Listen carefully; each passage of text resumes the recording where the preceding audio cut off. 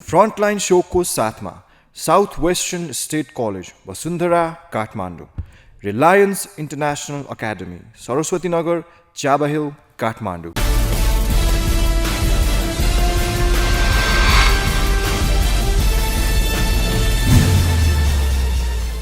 दर्शकवृन्द नमस्ते। कार्यक्रम फ्रन्टलाइन शोमा यहाँहरूलाई हार्दिक स्वागत छ। फ्रन्टलाइन शो विशेष गरी विभिन्न जनप्रतिनिधिहरू उहाँहरूका विचार, योजना, कार्यक्रम, आदर्श र मूल्य मान्यता समेत हामी प्रस्तुत गर्दै आइरहेका छौँ। यसै सिलसिलामा आज हामीसँग एकजना विशेष जनप्रतिनिधि रामेछाप जिल्लाको खाडादेवी गाउँपालिकाका अध्यक्ष ज्ञान कुमार श्रेष्ठ हामीसँग कुराकानीमा हुनुहुन्छ। उहाँका परिचयका आयामहरू त अरू पनि छन्। आज हामीले गाउँपालिकाको अध्यक्षको हैसियतमा हामी कुराकानी गर्न गइरहेका छौँ र अहिले खास गरी पालिका नगरपालिकाहरू बढी वितरणमुखी भएको अवस्था छ। अहिले 3वटा आर्थिक वर्ष, यो कार्यकालको 3वटा आर्थिक वर्ष लगभग सम्पन्न अवस्थामा उन्मुख छ र बाँकी 2 वर्ष छ र अर्को 84 पनि नजिकै छ। अब यो अवस्थामा पालिकाहरूको पर्फर्मेन्स कुन लेभलमा छ, कस्तो लेभलमा छ, उनीहरूका पीडा मर्महरू पनि के छन् भन्ने कुरा यहाँहरूमा केलाउने हाम्रो चेष्टा रहनेछ। आउनुहोस्, म पहिला उहाँलाई स्वागत गर्न चाहन्छु। स्वागत छ हजुर। हस्, धन्यवाद। सन्चै हुनुहुन्छ? ठिक छ। अनि के छ यति बेलाको पालिकाको विकासको सिलसिला, अहिले हामी कुन अवस्थामा कहाँ छौँ र यसपालिको राजधानी यात्रा पनि केही जोड्न सकिन्छ कि के छ? हजुर, अब हामी लगभग 3 वर्ष समय पुरा गरिसकेका छौँ। 3वटा बजेट काट्न लगिसकेका छ। अब हिजो सिक्दैछौँ भन्ने अवस्था पनि थियो, नयाँ अनुभवको कुराहरू पनि थियो र अहिले यो काम गरिसकेपछि हामी आफूले आफ्नो मध्यावधि समीक्षा गर्ने अवस्था पनि भइसकेको छ र जो कोहीले मलाई लाग्छ निर्वाचन पूर्व जे उसले कल्पना गरेर जनताको बिचमा गएर प्रतिबद्धता राख्छ र काम गर्छु भन्ने मान्यता राख्छ, त्यो अनुसार चाहिँ ग्राउन्ड रियालिटी नहुँदो रहेछ, वास्तविकता त्यस्तो नहुँदो रहेछ। थुप्रै खालको अडचनहरू आउँदो रहेछ। के चाहिँ एक दुईवटा अलिक सिम्बोलिक बताइदिनु न, आलङ्कारिक रूपमा भयो। अब कानुनी हिसाबले स्थानीय सरकारलाई एकल अधिकार समेत दिएको छ। 3वटा सरकार संघीयताको पहिलो जब, जनताको सरकार स्थानीय सरकार, त्यसले एकल अधिकार छ, कानुन बनाउने हक पनि राख्छ। तर जो त्यहाँ स्थानीय जनताहरूको प्रतिनिधि रूपमा निर्वाचित भएर आउने जनप्रतिनिधिज्यूहरू हुनुहुन्छ, म लगायत हामी छौँ, हामीले कानुन पढेका छैनौँ। जनताका मागहरूलाई सम्बोधन गर्ने होटुटी थियो सबैसँग। आइसकेपछि मुलुकको संविधानमा के छ थाहा छैन, कानुन के छ थाहा छैन, अनि कानुन बनाउने अधिकार छ, त्यसमा मान्छेको ध्यान नजाँदो रहेछ। त्यो कार्यपालिकाले गर्ने हो, गाउँसभामा लानुपर्ने हो। गाउँसभा वर्षमा 2 चोटि हुन्छ, ताली पिट्ने काम, त बहस छलफल पनि हुँदैन। कार्यपालिकामा वडा अध्यक्षहरू चुनाव जितेर आउँछ, त्यहाँभित्र समाजसेवा गरेको, दिनानुदिन जनताको चाहिँ दुःख सुखमा सामेल भएको, राजनीतिक रूपमा प्रतिबद्ध भएको निश्चित मान्छेलाई यत्तिको भएपछि जनताले पत्ताउँछ भनेर टिकट दियो, ऊ चुनाव जित्छ। अनि उसले आइसकेपछि विकास गर्ने हो, जनताको माग पुरा गर्ने, जसलाई जे चाहिन्छ त्यो चिज दिने हो, खुसी पार्ने हो, बाटो खनिदिने हो, मर्मत गरिदिने हो, स्कुलमा के छ हेरिदिने हो, अस्पताल जाँदाखेरि केही भन्यो भने खर्च दिइदिने हो, कोही गरिबको चाहिँ दुःख पऱ्यो भने एम्बुलेन्स आयो भने एम्बुलेन्स पैसा तिर्दिने हो। यस्तै यस्तै मसिनो कुरामा खास गरी स्थानीय सरकारमा वडा अध्यक्षज्यूहरूको भूमिका चाहिँ ट्याक्कै स्थानीय तहको जनताको आजको दिनानुदिन समस्यामा केन्द्रित हुने रहेछ। र स्थानीय सरकारले पनि त्यहाँको पूर्वाधारको क्षेत्रमा, त्यहाँको प्राकृतिक स्रोत साधनको उपयोग गर्ने कुरामा, जनताको आम्दानीको स्तर बढाउने कुरामा आज गरेको लगानीले भोलि उसले नियमित के लाभ पायो त भनेर हामीले जग निर्माण गरिदिनु पर्ने हो नि। त्यो कामको लागि चाहिँ म चाहिँ पालिका अध्यक्षको भूमिका भएको कारणले, व्यवस्थापनको विद्यार्थी भएको कारणले, राजनीतिमा लागेको कुरा साहु महाजनले हेप्या गरेर लागेको होइन।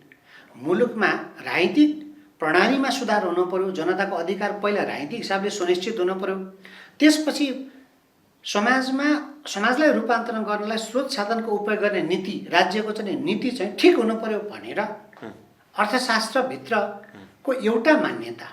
म राजनीतिक शास्त्रको मात्र विद्यार्थी होइन, म अर्थ राजनीति ठिक हुनुपर्छ भनेर मुलुकमा सुशासन कायम गर्नको लागि सबभन्दा पहिला त आर्थिक रूपमा जनताको आम्दानीको स्रोत वृद्धि गर्नुपर्छ, देश आर्थिक रूपमा सबल हुनुपर्छ भनेर राजनीतिमा लागेको म त कोसिस गरिरहेको छु। तर गाउँपालिकाको बैठकमा बस्यो अनि आउने साथीहरू कार्यपालिका आउनेहरूले निश्चित साना माग लिएर आउँछ। अनि हरेक बच्चा बच्ची घरमा बस्दाखेरि बुढाहरूलाई के खानु मन छ, कसैले दुध खाने, कसैले दही खाने, कसैले नुन कम खाने, बुढाहरू बाँच्छ नि। त्यस्तै खालको स्थितिमा चाहिँ समय बितिरहेको छु। भनेको खुद्रे कुराहरूमा गयो, नीतिगत र प्लानिङमा चाहिँ जान सकेन भन्ने हो। एउटा मेरो नाता पनि शिक्षक, मेरो घर पाइक विद्यालयमा सरुवा गर्दै चाहिँ त्यसको जागिर सुरक्षित गर्दै कि गर्दैन भनेर मेरो नम्बर आउने भयो, म पपुलर हुने भएँ।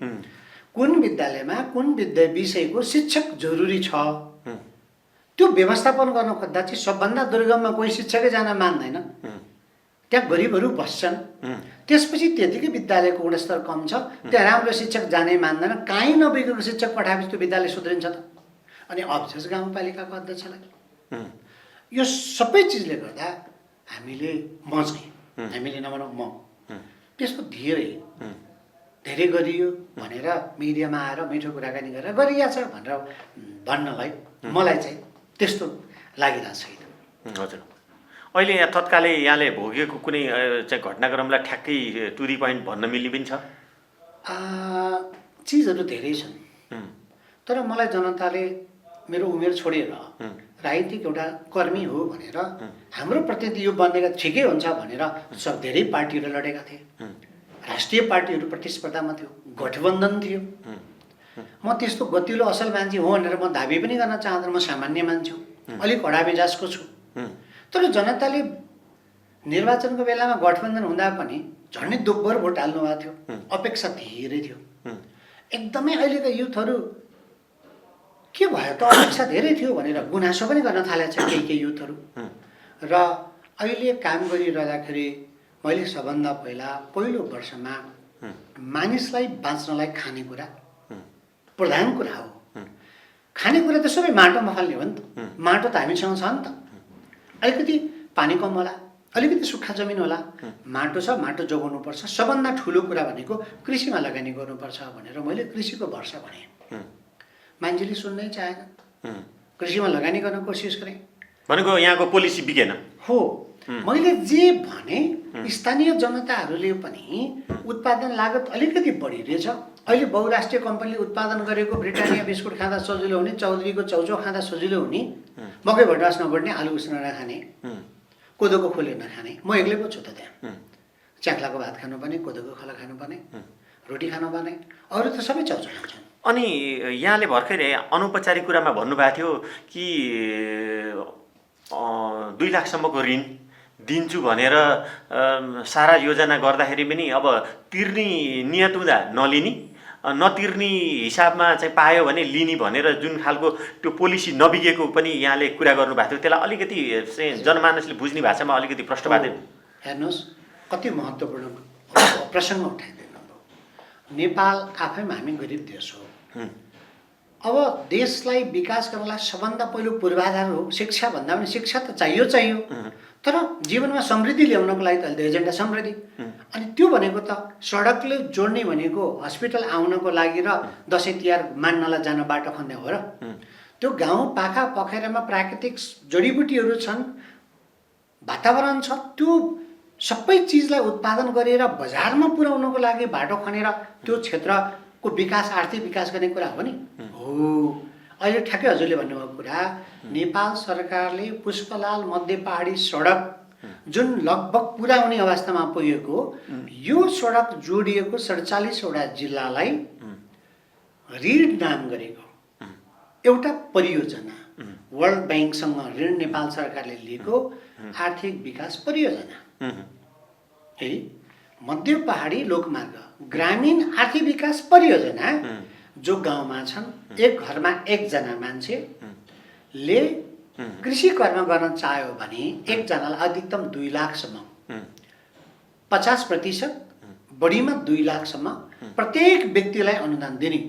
तर एक्लै गरेर हुन्न, अब मास प्रोडक्सन गर्नु पर्यो, धेरै उत्पादन गर्नु पर्यो, उत्पादन लागत बढ्छ, नत्र बजारीकरण गर्न गाह्रो भयो, बजारमा वस्तु पुर्याउन गाह्रो भयो भनेर 15जना मान्छे मिलेर काम गर्दा तपाईँले 1-1 लाख लगानी गरे भए 1-1 लाख रुपियाँ चाहिँ तपाईँलाई अनुदान, तपाईँले 10,000 गरे भए 10,000 अनुदान दिने भनेर त्यो गरेको कार्यक्रममा मैले 2 अर्ब जति पैसा खाँडादेवी गाउँपालिकामा लाने योजना थियो।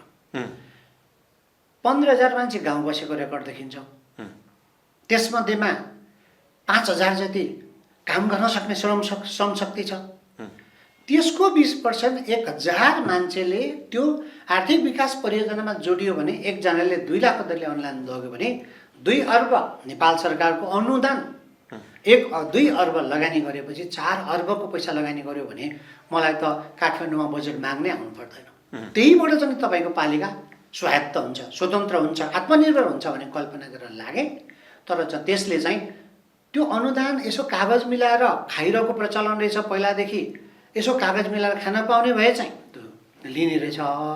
तर त्यो 4 चरणमा मात्रै पैसा आउने। प्रोजेक्ट डिजाइन गर्दा प्रारम्भिक, दोस्रो, तेस्रो गरेर चौथो चरणमा पुरै फेजमा उत्पादन सुरु भएपछि मात्रै अन्तिम अनुदान आउने भएपछि उत्पादनै गर्नुपर्ने, लगानी नै गर्नुपर्ने, मेहनतै गर्नुपर्ने, आफूले 50% पहिल्यै लगानी गर्नुपर्ने भएपछि मान्छेहरूले गाह्रो माने। 3टा परियोजना स्वीकृत होला जस्तो भएको थियो। 71वटा निवेदन पारेको म आफैले, सबलाई घर घरमा गएर पारेको, आफैले प्रोजेक्ट पनि लेखिदिएको। तर 3टाले पैसा पाएको कुरा थियो। एउटाले 4 करोड, एउटाले 2 करोड, एउटाले 1 करोड भन्ने थियो। लास्टमा एउटाले 54 लाख रुपियाँ, एउटाले 1 करोड 1 लाख रुपियाँ अनुदान प्राप्त गरेको छ मेरो पालिकामा। अरूले प्राप्त गर्न सकेन।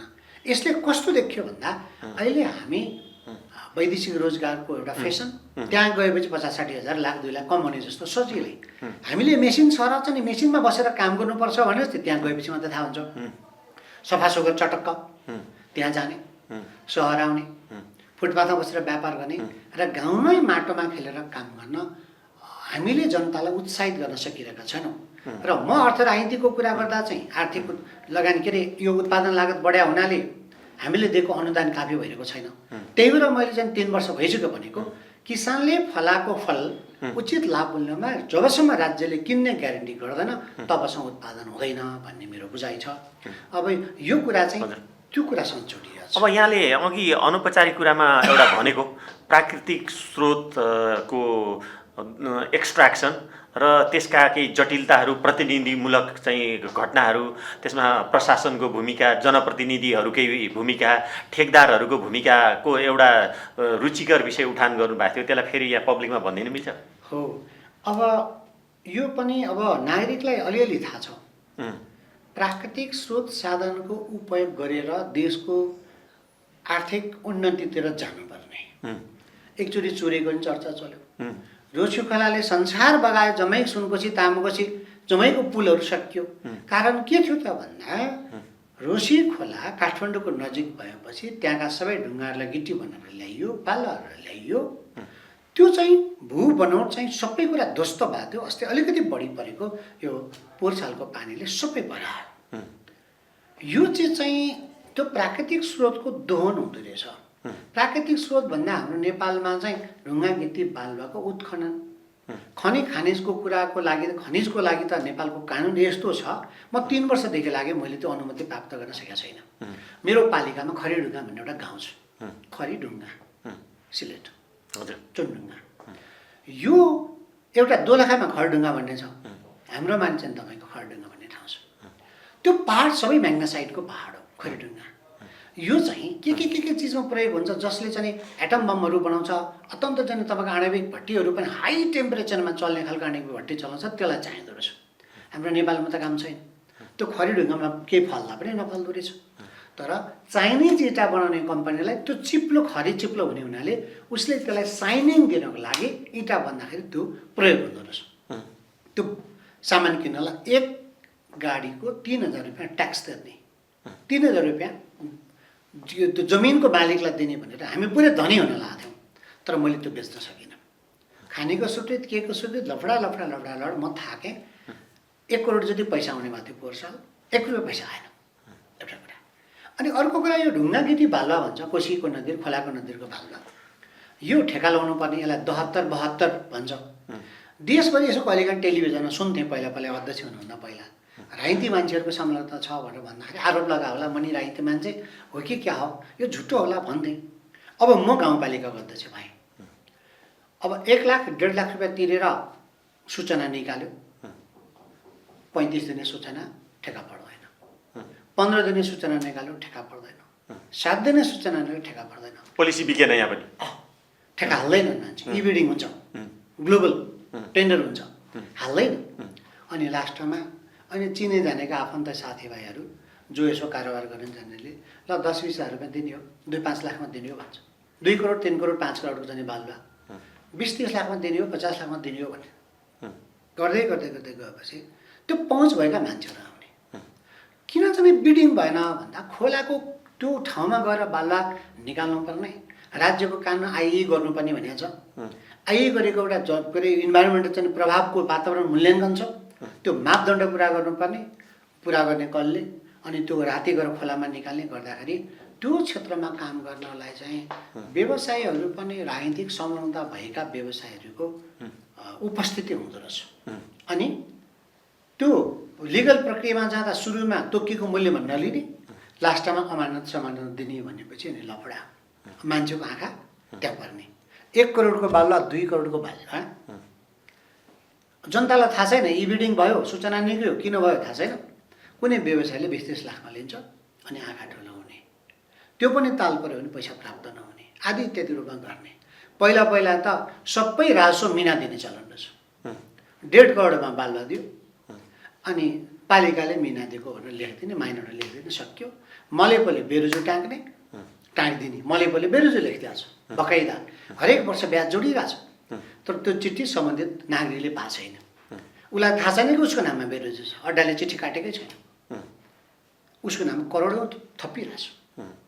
अनि ऊ चुनाव लड्न नपाउने, उसले अर्को टेन्डर हाल्न नपाउने, ब्ल्याकलिस्ट हुने, के हुने भन्दो रहेछ। अन्त यो चाहिँ हाम्रो देशमा अहिले जुन खालको एउटा वितृष्णा बग्यो आज जस्तो, यो देशको रूपान्तरण गर्न योगदान गर्ने दलहरूको फेल भास्त गरेर चाहिँ आवाज पनि उठिरहेको छ नि। यो सबै मसिना मसिना कुरालाई हामीले राम्रोसँग सम्बोधन गर्न नसकेको जस्तो देखिन्छ। कानुन पनि कमजोर खालकै छ, पुरानो कानुनहरू पनि जीवित छ। मूलत नेताहरू त छोटो समय बसेर नीति बनाउने हो, पुरै अभ्यास दस्तावेजको आधारमा अभ्यासको अनुभव गर्ने भने त चाहिँ ब्युरोक्रेट कर्मचारीहरूले चाहिँ प्रस्ताव गर्नुपर्ने हो। राम्रोसँग काम गर्नलाई कर्मचारीहरू सहज ढङ्गले काम गर्न चाहने, राम्रो मेहनत गरेर काम गर्दा झन्झट हुन्छ प्रक्रियामा जान नचाहने एक, र साँच्चीकै राम्रोसँग चाहिँ रासो उठ्ने गरी जम्मै चिज गरेर जानलाई जवाफदेही कोही व्यवसाय पनि देखिँदैन, ठेकेदार पनि देखिँदैन, अब राजनीतिक कर्मी पनि देखिँदैन, गडबड छ एकदम। अब यो 3 वर्षमा आम पालिकाहरूको चाहिँ हिसाबबाट हेर्दा यहाँ एउटा प्रत्यक्ष संलग्न आफू पनि हैन पार्टिसिपेटरी मेथडमा यो 3 वर्षमा मोटामोटी के चाहिँ काम भयो, के चाहिँ हुन सकेन जस्तो लाग्छ? अब एक लाइन प्रारम्भमा मैले भनेको थिएँ, घोषणा पत्रमा लेखेका कुराहरू बोलेको छुइनँ, सपनाहरू त थियो नि। स्थानीय सरकारमा चुनाव लड्ने भनिसकेपछि के गर्ने त? 5 वर्षको समय पुरै चाहिँ परिवारसँग त बस्न पाइँदैन, थाहा थियो। यो 5 वर्षमा के दिने त भन्दाखेरि बजेट त त्यति नै खर्च गर्ने हो, केन्द्र र सङ्घसँग समन्वय गरेर अलि ल्याउन कोसिस गर्ने हो। म त राज्यको कानुनमा के थियो भने स्थानीय सरकारले लोन लिनु पाउने, विदेशीसँग पनि वर्ल्ड ब्याङ्कसँग लिनु पाउने कानुन थियो। त्यो आधारमा लिएर जसरी अहिले यो काठमाडौँको चाहिँ रत्न पार्कमा एउटा भवन बनेको छ, ठुल्ठुला परियोजना गर्दाखेरि स्थानीय सरकारले पनि ऋणसम्म लिन सक्ने पनि कानुन थियो। त्यो गरेर पनि अब एकीकृत आवासहरू बनाउँछु, औद्योगिक ग्रामहरू बनाउँछु, घर घरमा बाटो, घर घरमा खानेपानी, घर घरमा चाहिँ सबै विकास पुर्याउनुको सट्टा सुरक्षित ठाउँमा जनतालाई टक्क राख्ने, नयाँ ग्रामीण सहरहरू बनाउने, जति पनि ती भिर पाखा जडीबुटी फल्ने पाखा पखेरामा बाख्रा फल्ने ठाउँमा बाख्रा फलाउने, घाँस फल्ने ठाउँमा घाँस फलाउने, भैँसी पालन गर्ने वातावरण भैँसी पाल्ने, कम्तीमा चाहिँ चिसो ठाउँमा चाहिँ माथिको भेगमा आल्चाको खेती गर्ने, त्यो आल्चा चाहिँ यति धेरै फल्छ त्यसको, अनि वाइन उत्पादन गर्ने, तल यस्तो राम्रो पानी छ, सैलुङबाट आएको पानी छ, त्यो पानीलाई चाहिँ तपाईँ डिस्ट्रिक्ट मिनरल वाटरको रूपमा विकास गर्ने र जनतालाई चाहिँ रोजगारीमा जोडेर पुरै आमूल परिवर्तन गर्छु। आवासीय विद्यालयहरू चलाउँछु, सहरमा बच्चा गुणस्तर शिक्षालाई सहर पठाउनु पर्दैन, त्यही चाहिँ गर्छु। प्री प्राइमेरी विद्यालयहरू सामुदायिकले खोलिदिन्छु। भनेपछि मेरो गाउँपालिका चाहिँ गरिब पाखा हुँदाहुँदै पनि त्यो सबै चिजको विकास गरेर मैले त यो महानगरपालिकाको जस्तो चिल्लो चाहिँ सम्म सडक देखाउन नसके पनि जनताको लेभल चाहिँ काठमाडौँमा बस्नेहरूको भन्दा स्वच्छ हावापानीमा शानका साथ बस्ने त्यस्तो खालको परिकल्पना गरेका थिए। तर यो चाहिँ हुनु के कारणले चाहिँ त्यो कुरामा चाहिँ फरक रह्यो त्यति बेलाको दुई चारवटा मूलभूत कुराहरू रहे। एक त राजनीतिक हिसाबले मैले सुरुमा इङ्गित गरेँ, निर्वाचित साथीहरू अथवा उम्मेदवार भएका सबै साथीहरूले समग्र विकासको लागि भन्दा पनि म यो गाउँको समाजसेवी हुँ, म अगुवा हुँ, म यो जनताको स्वीकार्य मान्छे हुँ भनेर राजनीतिमा आए, जनताको चाहिँ काम गर्छु त भने दिगो विकासको कार्यक्रम साथीहरूसँग भएन। टालीटुली काममा नै उहाँहरूको समय गएपछि म एक्लै त बाँच्न सक्दैन नि, टेक्न सक्दैन नि, त्यो रह्यो। र जे खालको मैले प्रस्ताव गरेँ सबै चिज गरेँ। मेरो पहिलो वर्ष नृत्य तथा कार्यक्रम हेर्नुभयो भने त्यो यदि लागु भएको भए लिजामा फर्स्ट, देशको चाहिँ फर्स्ट हुन्थ्यो होला। अहिले त रामेछाप जिल्लाको लास्ट नम्बरबाट दोस्रो भयो भने यसो जिस्काउँछन् फेसबुकतिर। कागज सट्ट मिलाउनेले नम्बर लिएका छन्, साँच्चीका काम गर्नु खोज्नेलाई काम गर्ने वातावरण भइरहेको छैन। त्यो हुनाले मैले एउटा शिक्षा क्षेत्रमा चाहिँ परिवर्तन गरेर एउटा रेकर्ड अब मैले तपाईँलाई बताउन सक्ने भएँ। 5% भन्दा तल थियो 5%। मेरो गत वर्ष 2 वर्षसम्ममा पहिलो वर्ष 18, दोस्रो चोटि 32, यो वर्ष 50 को सम्झौता छ शिक्षामा त्यो भनेको 5%। के हो 50%? सामुदायिक विद्यालयको हालत सन्दर्भ नयाँ डाइभर्ट भयो, शिक्षकहरूको आन्दोलन छ। सरकारी विद्यालय अर्थात् सामुदायिक विद्यालयमा विद्यार्थीको 5%, 5%, 2%, 3% छ। मेरो पालिका बागमती प्रदेशमा फर्स्ट भएको पालिका पहिला शिक्षामा 8 कक्षाको नतिजा 5%, 5% भन्दा तल थियो। आज जति पनि शिक्षक नेताहरू सडकमा आन्दोलन गरिरहनु भएको छ नि, राज्यलाई नै च्यालेन्ज गरिरहनु भएको छ नि, उहाँहरूले पढाएका विद्यार्थीहरूको गुणस्तर हेर्नुहुन्छ, काहीँ सहरमा टिक्न नसकेका मान्छेले मात्रै बाध्यताले सामुदायिक विद्यालयमा पढाइरहेको छु। मैले सामुदायिक विद्यालयलाई बोर्डिङ बनाउनुपर्छ, बोर्डिङ सराह बनाउनुपर्छ भन्ने लागि रूपान्तरण भइरहेछ। तर स्थिति त्यस्तो छ। यो त शैक्षिक कुरा हो। किन मैले चाहिँ कल्पना गरेको चिजहरू भएन भन्दाखेरि सामान्यतः बजेट पनि यति थोरै छ। समानिकन अनुदान 13 करोड 5 लाख त्यो समपूरक अनुदान। समपूरक एउटा चाहिँ आफूले जे चाहिँ गर्ने खर्च गर्न पाउँछ। अर्को सशर्त भन्छ, शर्त राख्छ ती खर्च गर्ने। अर्को विशेष भन्छ तोकिदिया हुन्छ, फलान्डामा खर्च गर। नेताको सचिवको कसको मान्छेलाई हुन्छ योजना हाल्दै हुन्छ, त्यो चाहिँ बढी हुन्छ, त्यो चाहिँ ठुलो पैसा जान्छ। किन विकास भइरहेको छैन भन्दा कहीँ त स्थानीय सरकारमा आउनेहरू बढीभन्दा बढी त केही गर्नुपर्छ भने आएको छ नि, खराब छन् भन्ने कुरा होइन। परिस्थिति पैसा यति छ, जनताले यति धेरै चिज भने छ, आफ्नै कार्यकर्ताले कति चिज भने हुन्छ, हिजो चुनावमा बोलेको कुरा पुरा गर्न खोज्दा खोज्दै कार्यकाल सकिएको थाहा पाउँदैन रहेछ जनप्रतिनिधिले। अब एउटा विषय यहाँले अघि मैले भन्ने कुरा चाहिँ यहाँले आफैले भनिदिनु भएको थियो होइन, त्यो विषय वितरणमुखी भए पालिकाहरू भन्ने कुरा मेरो आफ्नै प्रश्न यहाँले भनिदिनु भएको थियो, त्यसमा अलिकति थप व्याख्या गरिदिनु। एकदमै। अब अहिले ठुल्ठुला नेताले पनि भन्छन् प्रदेशले चाहिँ स्थानीय सरकारले जस्तो पालिकाले जसरी काम गरिरहेछ 2 लाख 3 लाख 5 लाख योजना दिइरहेछ, सङ्घले चाहिँ प्रदेशले जस्तो गरेर सानातिना 5 लाख 10 लाख 12 लाख कत्रा काम गरिरहेछ। सङ्घ फेडरल गभर्मेन्ट भने त सङ्घले त मूलत 3टा काम गर्ने होला नि, विदेश नीति कस्तो हुने, परराष्ट्र नीति कस्तो हुने, मुद्रा नीति कस्तो हुने, सुरक्षा नीति कस्तो हुने। हाम्रो जस्तो गरिब देशलाई चाहिँ स्वतन्त्र छोड्दाखेरि अलिकति पूर्वाधार नबल्ला भन्यो भने ठुला पूर्वाधारका आयोजनाहरू, नदीहरूमा बन्ने पुलहरू, एक जिल्लाले एउटा प्रदेशले अर्कोलाई जोड्ने चाहिँ करिडोरका कुराहरू भन्दा बाहेक एउटा मन्दिरलाई 2 लाख रुपियाँ दिएर कुल घर बनाउनलाई 2 लाख रुपियाँ सङ्घीय सरकारले पैसा हाल्छ, देश बन्छ। तपाईँ हेर्नुहोस्, मेरै पालिकाको हेर्नुहोस्, म कति लज्जित छु। मेरो पालिकामा मेरो वडामा मेरो आफ्नो गाउँ 1605 भोट हालेको छ मलाई। प्रतिपक्ष गठबन्धनलाई 500 मात्रै भोट हालेको छ जनताले। हामी चुनाव जित्यौँ, तर त्यहाँको आर्थिक विकासको कार्यक्रम के छ? 1 करोड चान्चुन प्रत्यक्ष पैसा पठाएछ, अर्को 1 करोड चान्चुन फेरि चाहिँ वडामै पैसा पठाएछ, झनै 1.5-2 करोडको चाहिँ पैसा गएको छ।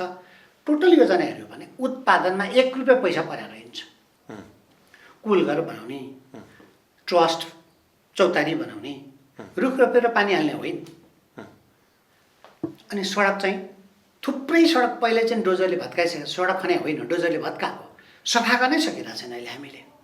सफा गर्ने यत्तिकै कुरामा गएछ। अनि पानीको स्रोत संरक्षण गर्ने भनेर पानी आइरहेको पँधेरामा सिमेन्टहरू लगाएर भएको पानी पनि ब्लक गरिदिएका छौँ। कोही हामी रुख रोप्दैनौँ। अब पानीको लागि त चाहिँ हरियाली चाहिन्छ नि, कोही गर्दैन। मैले आकाशे पानी सङ्कलन गर्ने गरी करोडौँ रुपियाँ पैसा हालेँ, मान्छे हाँस्ने, काम गर्नै गाह्रो भयो। गरिब जनताहरूलाई चाहिँ घर घरमा जो गाउँमा बसेका छ आधुनिक हिसाबले बाख्रा पालोस् न त सुक्खाटामा भनेर घर घरमा बाख्रा पालन कार्यक्रम गरेँ। मुस्किलले 5वटा चाहिँ बाख्राको खोर बनाएँ। प्रत्येक घरमा बाख्राको खोर बनाउन खोजेँ।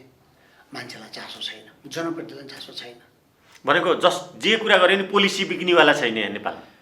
राम्रो काम गरेर उत्पादनमुखी काम गर्दा आजको लगानीले त्यसको आम्दानीले भोलिको जेनेरेसन सुरक्षित हुने हिसाबले गर्न खोज्दा छैन। जस्तो एउटा कम्पनी भाले सानो पुँजी लगानी गर्छ। विनोद चौधरीको इन्टरभ्यू हेर्नुहोस् त, उनका हजुरबाले नाङ्लो पसल राख्थ्यो अरे। नाङ्लो पसलबाट विकास गर्दै गर्दै गर्दै गर्दै लाँदा आज मल्टिनेसनल बिलियनियर्स बन्यो, अन्तर्राष्ट्रिय उद्योगपति बन्यो, नेपालको सबभन्दा मोस्ट रिचेस्ट पर्सन बन्यो। त्यो चिज हेर्ने हो भने त सानोलाई रोप्दै फलाउँदै फेरि रोप्दै यसरी जाने हो नि। हामीले सडक खन्यौँ भने त्यो सडकले त्यहाँ मल पुर्याउन सजिलो हुन्छ, त्यहाँ उत्पादन भएको चिज बजारमा पुग्छ। चिसो ठाउँमा साग फलाउने, सागलाई पनि गुन्द्रुक बनाएर बेच्ने, यो जम्मै होला नि त। गाउँमा बेल खेर गइरहेको छ अनि चाहिँ त्यो कुहिएको चाहिँ तपाईँको प्याकिङहरूको फ्रुटी खाएर बसेको छु। गाउँ गएर मकै भटास फल्छ, सातु बनाए हुन्छ होइन। सातु खाने छोडेर बिस्कुट खाने, मकै भटास खान छोडेर चौचो खाने।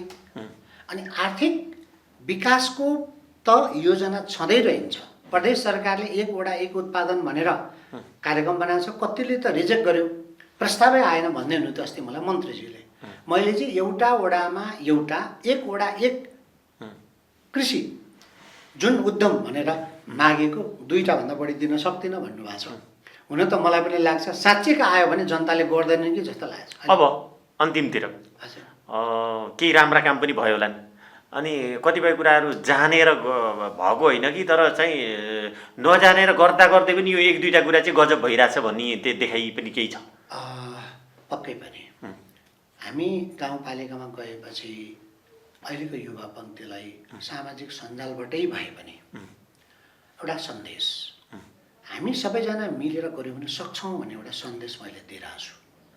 म घर दैलो पनि गरिरहेको छु। वृद्धहरूको अवस्था के छ भनेर ब्ल्याङ्केट बोकेर अस्ति म 227 घरमा पुगेँ।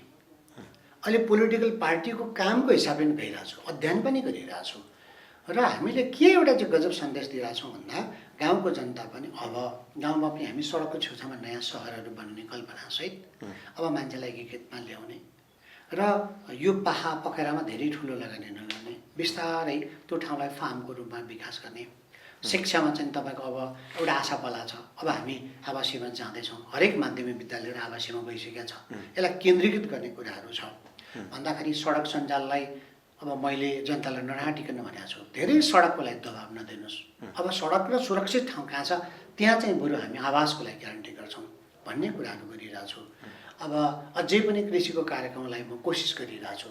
खास मैले सोचे जस्तो नभइरहेको हुनाले मात्रै मेरो आफ्नै गुनासो हो, तर अन्तभन्दा त भइरहेछ।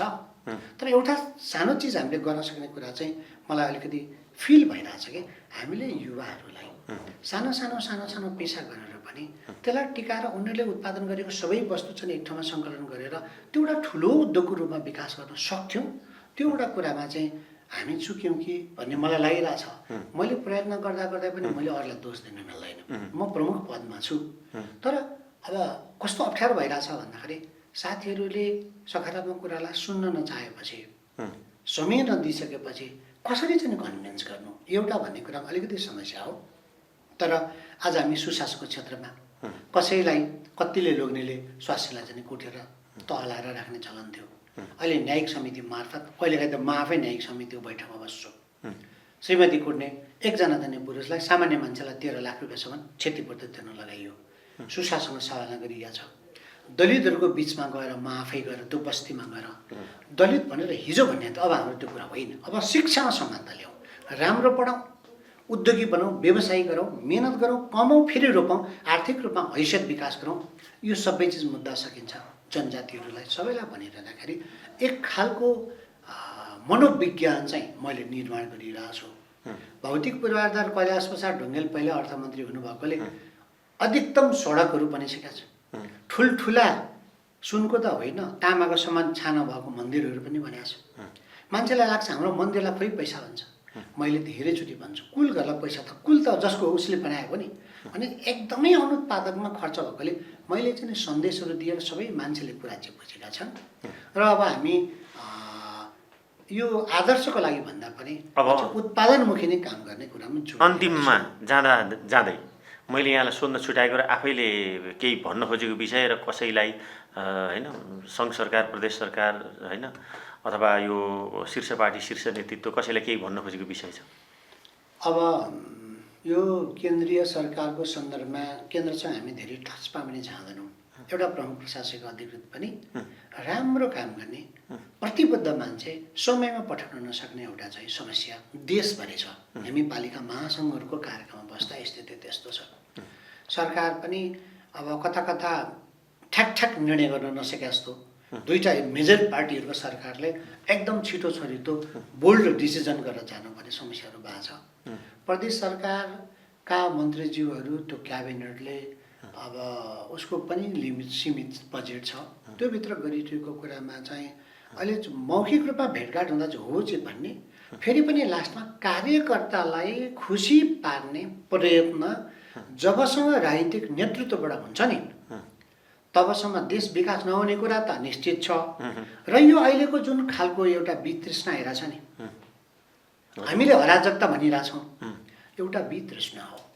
सामाजिक सञ्जाल हेर्दा चाहिँ वाक्कै त लाग्छ तर सामाजिक सञ्जालमा मेरो आलोचना गर्ने मान्छेहरूसँग मैले संवादमा जाँदै जाँदा ती मान्छेहरू अहिले मेरो पक्षमा वकालत गरेर लडिरहनु भएको छ। उहाँहरूलाई वास्तविकता थाहा रहन्छ। उहाँहरू मबाट अपेक्षा राखेको तर अपेक्षाकृत काम नभएको कुरामा अनि उहाँहरूको विमति रहेछ। मैले सबै चिज भनिसकेपछि त ती साथीहरूले सबै मेरो पक्षमा वकालत गरिरहनु भएको छ।